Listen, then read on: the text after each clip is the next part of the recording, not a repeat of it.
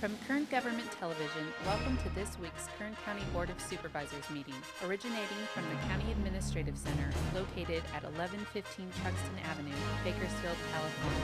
Kern County's vision is to create and maintain a customer-centered county government designed to garner the confidence, support, and trust of the people we serve. Today's Kern County Board of Supervisors meeting will convene momentarily.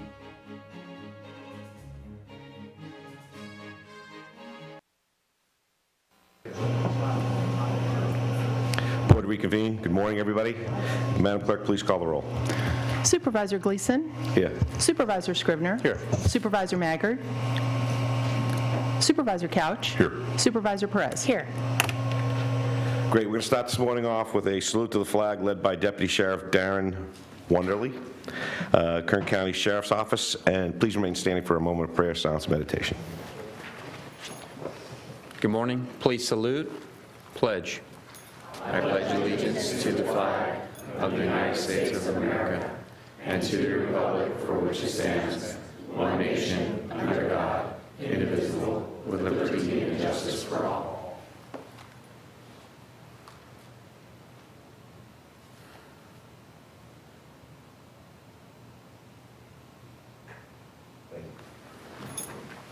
Thank you. We have agendas on the tables in the back. Please help yourself so you can follow along with what we're going to go through here. We'll start off with the review of the consent agenda. All items listed with a CA or C above the item number are considered to be routine and non-controversial by county staff. Consent items will be considered first and may be approved by one motion if no member of the board or audience wishes to comment or ask questions. If comment or discussion is desired by anybody, the item will be removed from the consent agenda, will be considered in a listed sequence with an opportunity for any member of the public to address the board concerning that item before action is taken.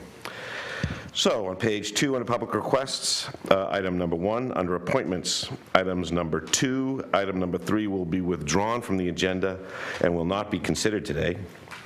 Under departmental requests, number 7, 8, 9. Item number 10 will be withdrawn also and will be not considered today. And item 11 will be considered under the Board of Trade. Employers Training Resources, items 12 through 15. Human Services, 16. Kern Medical, 17 through 23. Libraries, numbers 24, 26, 27. Mental Health Services, items number 29 through 41. Probation Department is 42 through 44. Sheriff's Department 45 through 48. Any member of the public wish to pull any of these items off the consent agenda? Seeing none, I'll bring it back to the board for comments and a vote. Motion on consent. Second. Please cast your votes. The motion is approved. 4 ayes, 1 absent. Supervisor Maggard. Great. Thank you very much. That brings us to item number 4, public presentations. Portion of the meeting is reserved for persons to address the board on any matter that's not on the agenda but under the jurisdiction of the board. Board members may respond briefly to statements made or questions posed. They may ask a question for clarification, make a referral to staff for factual information, or request staff to report back to the board at a later meeting. Also, the board may take direct action to direct the staff to place a matter of business on a future agenda. Speakers are limited to 2 minutes. Anybody willing to take advantage of this opportunity? Yes, sir. Please state your name. Thank you, Supervisors. My name is Robert Hunter. That's Hunter. I've provided a handout for Ms. Krause to give to the supervisors. It is a copy of the CSAC bulletin from March 4th of this year. The section in the bulletin is titled Marijuana in the Capital and on the Coast. I'd like to read a couple statements from the bulletin and then ask a question of the supervisors. In the bulletin, CSAC makes the statement. It says, at the first summit a year ago, the counties developed a policy statement that helped inform new state laws on marijuana. The attachments I provided you contain that policy statement, just the first page, as well as the laws that were subsequently endorsed by CSAC. But if you turn to the next page, you can see a year ago, on May 27th, we have that policy statement from the North Coast Counties Marijuana Group. The policy states in the preamble, it says North Coast counties have unique insight into, and it goes on to say, opportunities posed by the legalization of adult recreational use of marijuana. This was a year ago. Going back to the bulletin, I'd like to continue with what CSAC says. They say, these counties are all grow counties, and so they are concerned about regulating how marijuana is grown, as well as how it is sold and consumed. My question to the supervisors is, with regard to CSAC, is CSAC partial toward grow counties and marijuana legalization? That's my question. Okay, thanks. If you grab a seat. Thank you. I know that for myself, I don't have an answer to your question because I have not read your material, and I need to review it. I noticed that one thing, your preamble, it was highlighted, North Coast counties have unique insight into opportunities posed by the legalization. You didn't highlight also the significant problems associated with the growth of marijuana or these adult recreational use. So I don't know if any member of the board would like to comment on it. Supervisor Perez. Thank you so much. I am the board's representative to CSAC, as you may know, and the issue of medical marijuana and its many facets and complexities is an ever-growing and complex issue that CSAC is grappling with. CSAC as an organization is a member organization, so they listen very closely to the position of counties and the needs and desires of counties. And so the positions that you see presented here are those of the member counties or a majority of the member counties as they vote on particular issues. So I don't know that I entirely understand the question, are they partial to medical marijuana? I would say they're representative of the interests of the member organizations, which are the 58 counties. So I would love to meet with you more extensively in my office because this is an issue of profound confusion, complexity, and it is ever growing and ever changing. So I would really be interested in your insight and taking that back to CSAC. This week is actually our legislative conference, so I'll be there Wednesday and Thursday, and I think your insight could be very helpful as the matter continues to be shaped and changed. And of course, in November, however the vote comes down, the implications will be very significant for counties. So we certainly, as a body, are looking to get ahead of the issue and put ourselves in the most intelligent position possible. But certainly there are other counties at various stages of the process.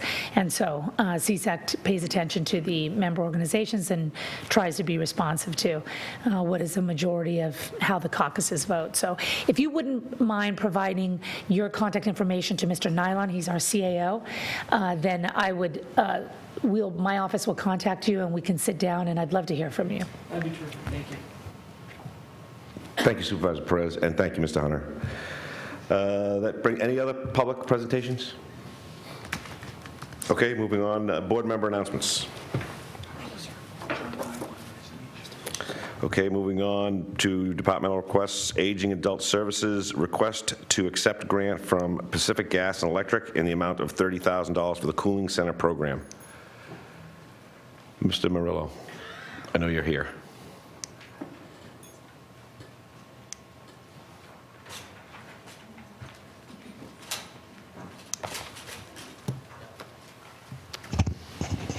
Good morning, Mr. Chairman, members of the board. Thank you very much for this opportunity. I'm joined here today by Bob LaRue, Director of Parks and Recreation, and representatives from PG&E, Denise Newton, Christine Dowd, Anita Maxey, and Katie Allen, right there.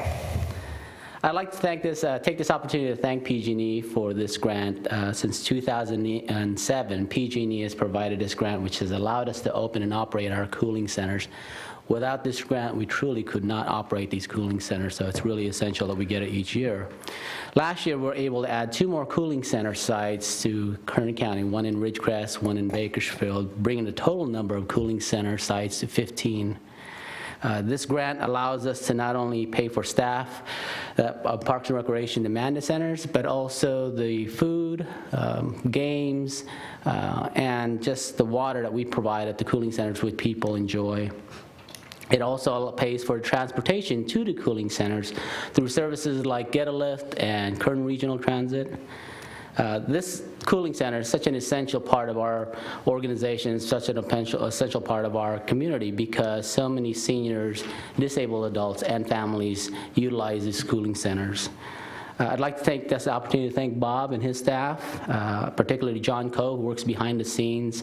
Actually, they're responsible for notifying us when the cooling centers are activated. I'd also like to thank my staff, Michelle Timmerman, for coordinating and acting as a liaison between PG&E and Aging and Adult. Again, thanks to PG&E for this grant, and I know Denise has a few words to say, so thank you. Thank you so much, and good morning, board members and chairman. I'm excited to be here this morning representing PG&E and in support of the cooling centers in partnership with the Kern County Aging and Adult Services. PG&E is privileged to serve Kern County. We have over 500 employees that live and work here in Kern County, and so we see the impact that the Aging and Adult Services program provides on a daily basis. PG&E, as he mentioned, has been supporting cooling centers since 2007 throughout our service territories in those areas where temperatures in the summer typically reach over 100 degrees. The centers provide a safe, comfortable location for those that need it, but it is truly a privilege to partner with the Kern County Aging and Adult Services in support of this cooling center. So I'd like to present this $30,000 check to continue this wonderful program. So. Outstanding.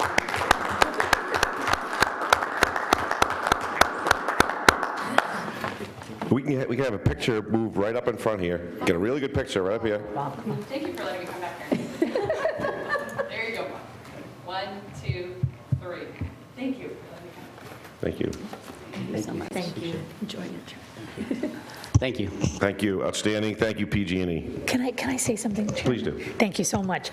I personally work very closely with Kristen Dowd and Denise Newton, and the generosity of them as individuals, but of this particular company is really astonishing.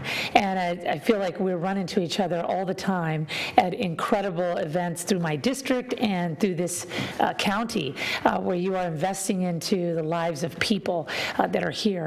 Through your employees, through training opportunities, through children in Lamont who get to explore STEM opportunities, and otherwise through Camp Keep.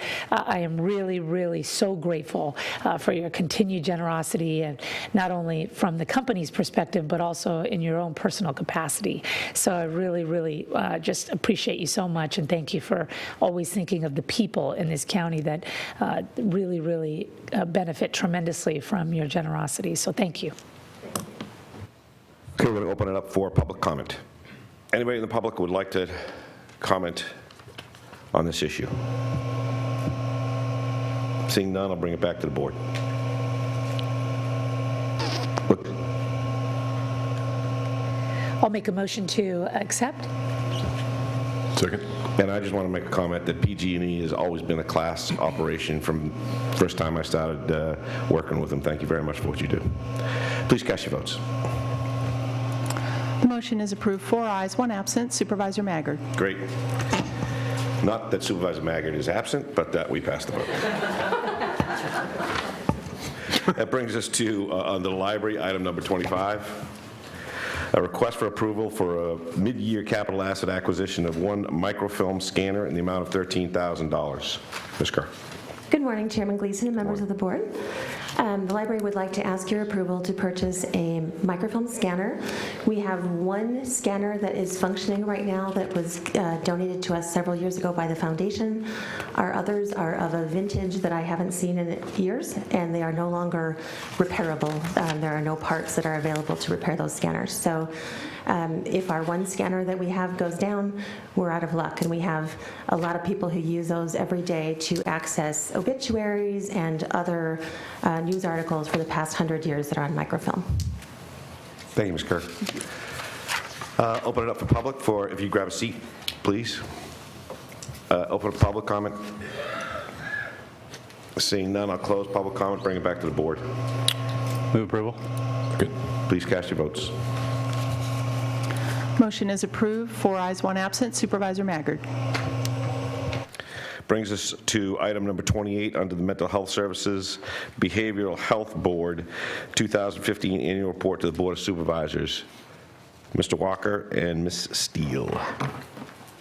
Good morning, Chairman, members of the board. Thank you and good morning. Good morning. So this morning we're bringing before you the annual report, and today I'm very pleased to have Benita Steele make the presentation, but I also just wanted to thank the board. For the first time, our Behavioral Health Board is almost completely full, and of course, many people don't know it, but that's because of the work you do to give us appointments. And our board currently has people with lived experience, family members, the 2 major law enforcement agencies, different cultures represented, churches represented, and this really speaks to the work that you do as a board to try to appoint to us really, really great people to be on our Behavioral Health Board. And with that, to present the annual report, I'd like to give it over to our chair, Benita Steele. Thank you, Bill. Good morning, supervisors. It is my pleasure to be here this morning to present the 2015 annual report. It reflects a number of really wonderful work that has been done over the past year.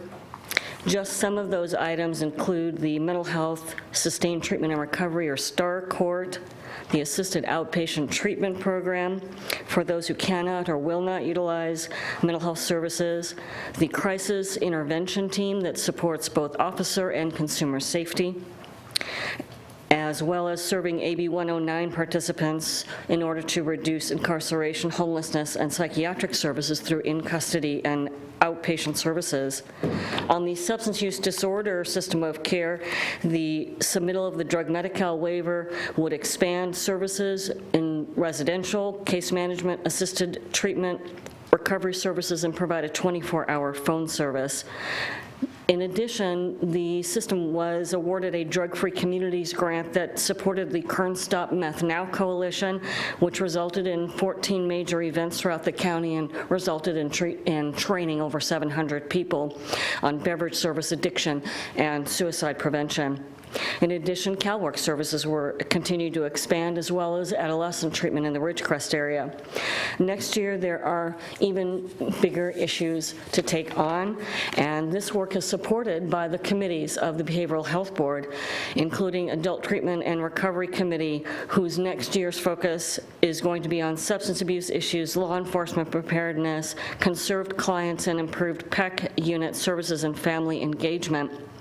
There's a lot of work to be done as well on children's treatment as the focus continues to be on the systems change resulting from the KDA lawsuit and the anticipated implementation of the continuum of care reform, as well as making available substance use disorder services.